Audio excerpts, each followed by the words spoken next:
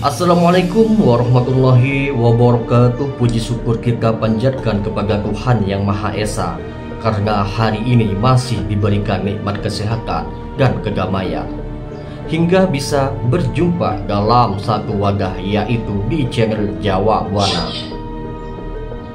Sebelum lanjut ke pembahasan sejarah inti, sudinya pemirsa ikhlaskan hati mensupport channel ini dengan cara subscribe, supaya channel ini terus hidup dan selalu memberikan informasi seputar sejarah-sejarah terbentuknya kabupaten di Indonesia. Mari luangkan sejenak merenungkan kembali perjuangan para pahlawan yang telah berjuang untuk kemerdekaan dan kemajuan bangsa kita. Semangat juang beliau haruslah menjadi inspirasi bagi kita semua untuk terus berbuat yang terbaik bagi masyarakat dan negara. Kali ini channel Jawa Buana akan membahas sejarah Kabupaten Tapanuli Utara. Kabupaten Tapanuli Utara memiliki 15 kecamatan, 11 kelurahan, dan 241 desa. Batas wilayah Tapanuli Utara: sebelah utara Kabupaten Toba Samosir, sebelah timur Kabupaten Labuhan Batu Utara, selatan Kabupaten Tapanuli Selatan. Sedangkan batas wilayah barat Kabupaten Humbang Hasundutan.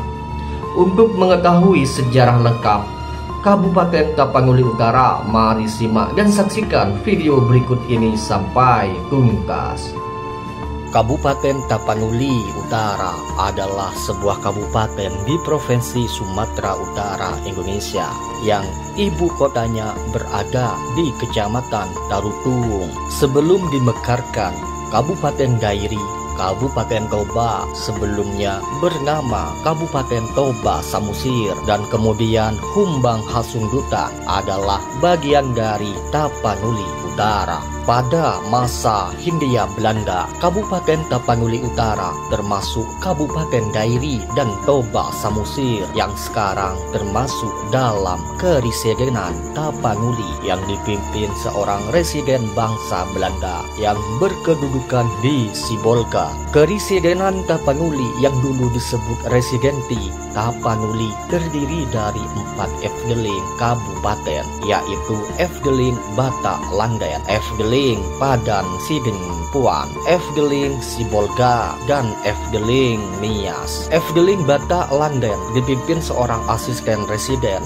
yang ibu kotanya Tarutung yang terdiri 5 Under Efdeling wilayah, yaitu Under Efdeling Silindung, wilayah Silindung ibu kotanya Tarutung. Under Efdeling Haulekske Van Toba, wilayah Humbang, ibu kotanya Siborong-Borong. Under Efdeling Toba, wilayah Toba, ibu kotanya Balige. Under Efdeling Samosir, wilayah Samosir, ibu kotanya Pangururan. Under Efdeling Dairi Landen, Kabupaten Dairi sekarang, ibu kotanya Sidikalang. Tiap-tiap Under Efdeling mempunyai satu distrik kewedanan, dipimpin seorang distrik Korps bangsa Indonesia yang disebut Demang, dan membawahi beberapa under distriken kecamatan yang dipimpin oleh seorang asisten Demang. Menjelang Perang Dunia II, distrik-distrik di seluruh Keresidenan Tapanuli dihapuskan, dan beberapa Demang yang mengapalai distrik-distrik sebelumnya diperbantukan ke kantor kontrolir masing-masing dan disebut namanya Demang Terbet Cingking. Dengan penghapusan ini, para asisten Demang yang ada di kantor Demang itu ditetapkan menjadi asisten Demang di under distrik bersangkutan. Kemudian tiap under distrik membawahi beberapa negeri yang dipimpin oleh seorang kepala negeri yang disebut negeri Hort. Pada waktu berikutnya diubah dan dilaksanakan pemilihan, tetapi tetap memperhatikan asal usulnya. Negeri-negeri ini terdiri dari beberapa kampung yang dipimpin seorang kepala kampung yang disebut Kampung Huar, dan juga diangkat serupa dengan pengangkatan negeri Hort. Negeri dan Kampung Hort statusnya bukan pegawai negeri, tetapi pejabat-pejabat yang berdiri sendiri di negeri atau kampungnya. Mereka tidak menerima gaji dari pemerintah, tetapi dari upah pungut pajak, dan khusus negeri harus menerima tiap-tiap tahun upah yang disebut Juarliksi Backrouting. Tugas utama negeri dan kampung harus ialah memelihara keamanan dan ketertiban, memungut pajak atau blasting atau robi dari penduduk negeri atau kampung masing-masing. Blasting atau robi ditetapkan tiap-tiap tahun oleh Kontrolir sesudah panen padi pada waktu pendudukan tentara Jepang, yaitu tahun 1942 sampai tahun 1945. Struktur pemerintahan di Tapanuli Utara hampir tidak berubah, hanya namanya yang berubah, seperti asisten residen diganti dengan nama Gunse Ibu dan menguasai seluruh tanah Batak dan disebut Tanah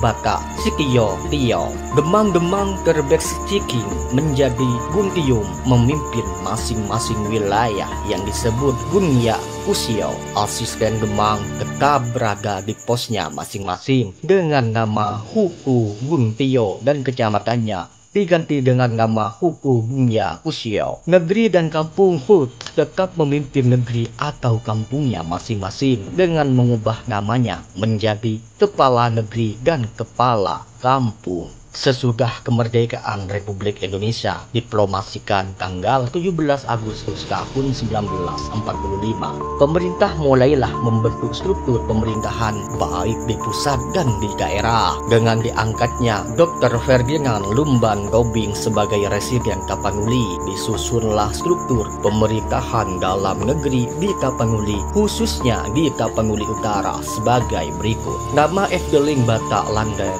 diganti menjadi Luhak Tanah Batak, dan sebagai Luhak pertama diangkat Cornelis Sihombing. Nama Bukref Deling diganti menjadi Urung, dipimpin Kepala Urung. Para Demang memimpin Angger Efdeling sebagai Kepala Urung. Endera Distrik diganti menjadi Urung Kecil, dipimpin Kepala Urung Kecil yang dulu disebut Asisten Demang. Selanjutnya dalam waktu tidak begitu lama terjadi perubahan nama. Luhak diganti menjadi kabupaten yang dipimpin seorang bupati. Urung menjadi wilayah yang dipimpin Demang, serta Urung Kecil menjadi kecamatan yang dipimpin oleh Asisten Demang. Memasuki tahun 1946, Kabupaten Tanah Batak terdiri dari 5 wilayah, yaitu wilayah Silindung, wilayah Humbang, wilayah Toba, wilayah Samosir, dan wilayah Dairi yang masing-masing dipimpin oleh seorang Demang. Kecamatan-kecamatan tetap seperti yang ditinggalkan Jepang. Pada tahun 1947 terjadi agresi satu oleh Belanda, di mana Belanda mulai menduduki daerah Sumatera Timur.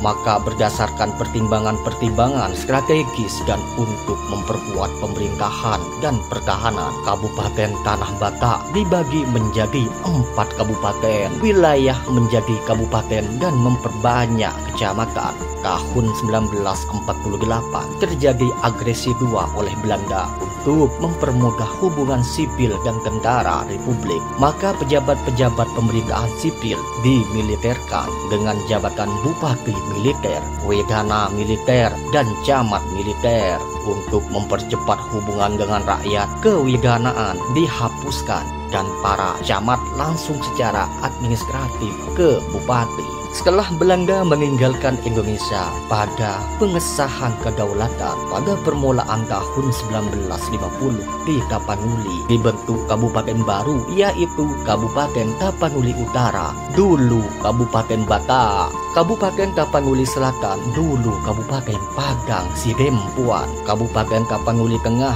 dulu Kabupaten Sibolga, dan Kabupaten Nias. Dengan terbentuknya kabupaten ini, maka kabupaten-kabupaten yang dibentuk pada tahun 1947 dibubarkan. Di samping itu, di setiap kabupaten dibentuk badan legislatif Dewan Perwakilan Rakyat sementara yang anggotanya dari anggota partai politik setempat.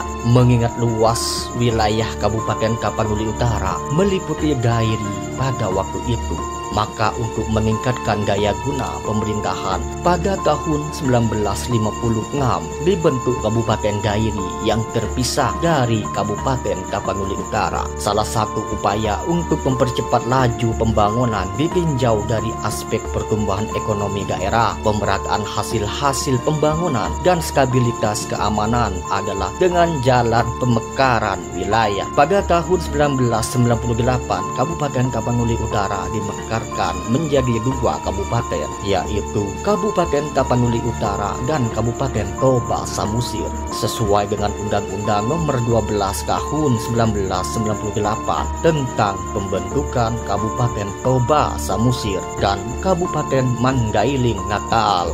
Kemudian pada tahun 2003, Kabupaten Tapanuli Utara dimekarkan kembali menjadi 2 kabupaten, yaitu Kabupaten Tapanuli Utara dan Kabupaten Humbang Hasundutan, sesuai dengan Undang-Undang Nomor 9 Tahun 2003 tentang pembentukan Kabupaten Nias Selatan, Kabupaten Pakpak Barat, dan Kabupaten Humbang Hasundutan. Setelah Kabupaten Tapanuli Utara berpisah dengan Kabupaten Humbang Hasundutan, jumlah kecamatan di Kabupaten Tapanuli Utara menjadi 15 kecamatan. Pemirsa, informasi tadi tentang sejarah Kabupaten Tapanuli Utara, Sumatera Utara mengakhiri perjumpaan kita malam ini. Kami selaku channel Jawa Buana pamit undur diri. Salam Rahayu, Om Swastiastu, salam kebajikan. Assalamualaikum warahmatullahi wabarakatuh. Sampai bertemu kembali di channel Jawa Buana berikutnya.